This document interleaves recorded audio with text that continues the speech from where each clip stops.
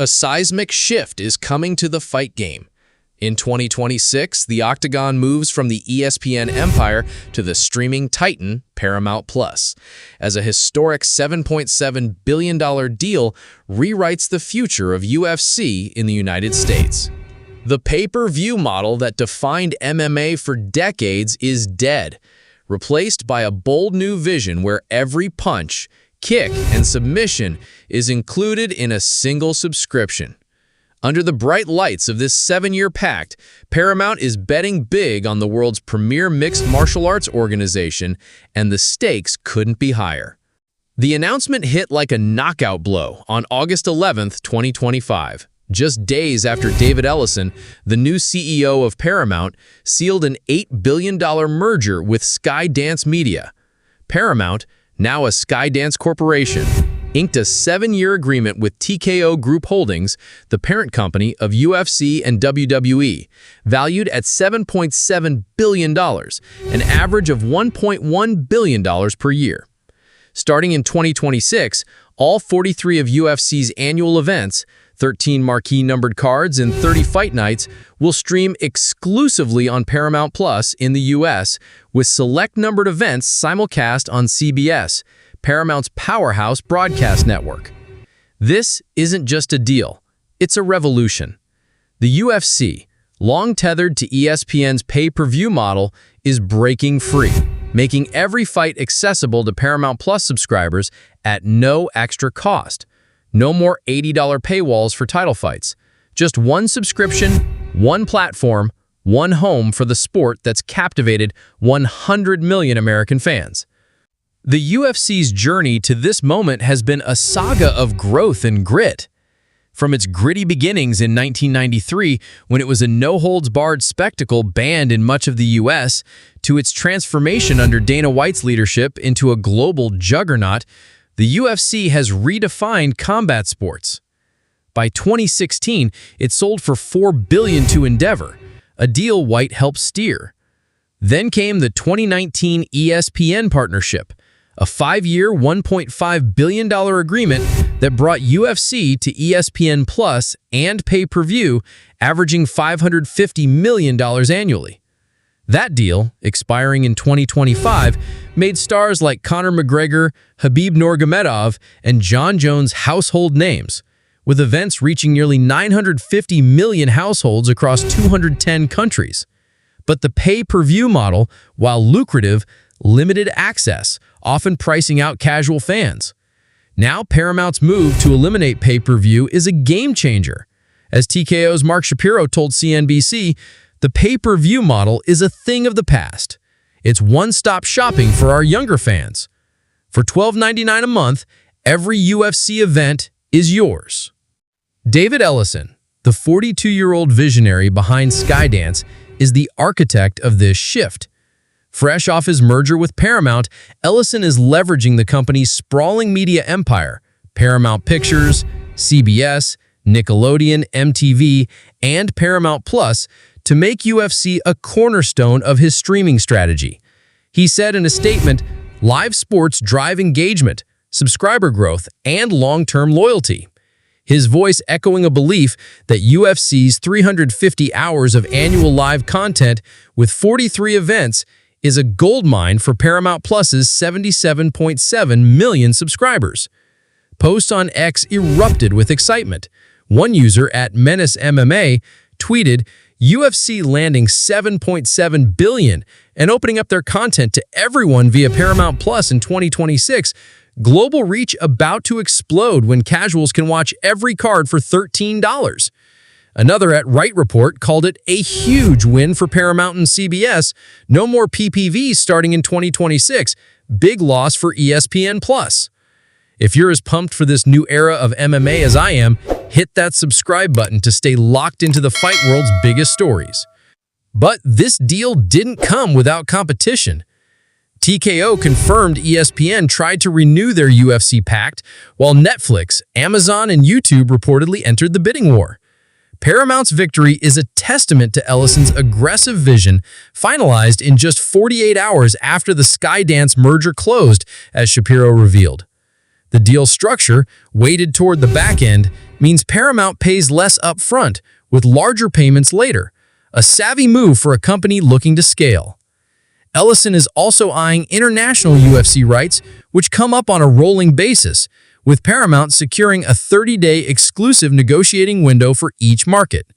This could make Paramount Plus a global MMA hub, reaching UFC's 950 million broadcast households in 50 languages. Ariel Emanuel, TKO's executive chair, called it a milestone moment, solidifying UFC as a preeminent global sports asset. The end of pay-per-view is the heart of this deal's impact. For years, fans shelled out $60 to $80 for numbered events on top of ESPN Plus subscriptions. Now Paramount Plus's flat rate, $7.99 to $12.99 monthly, unlocks everything. Title fights, fight nights, prelims, all 350 hours of live action.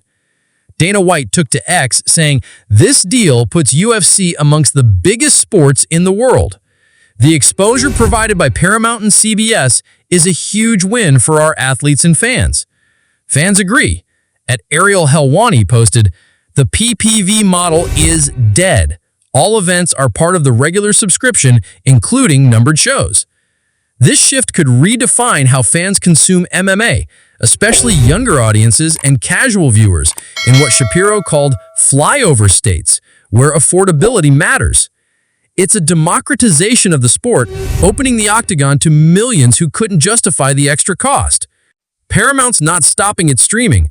Select numbered events like UFC 319 or potential mega fights will air on CBS, tapping into the network's massive broadcast reach as America's most watched channel. This dual-platform approach, streaming for the cord cutters, linear TV for traditional viewers, gives UFC unprecedented exposure. Chael Sonnen on his ESPN show called it a masterstroke, saying Paramount's giving UFC the kind of platform it's never had. Every fight, every fan, everywhere. The deal also aligns with Paramount's broader sports push, following their exclusive streaming of UEFA Champions League and a $1.5 billion South Park deal to bolster Paramount Plus.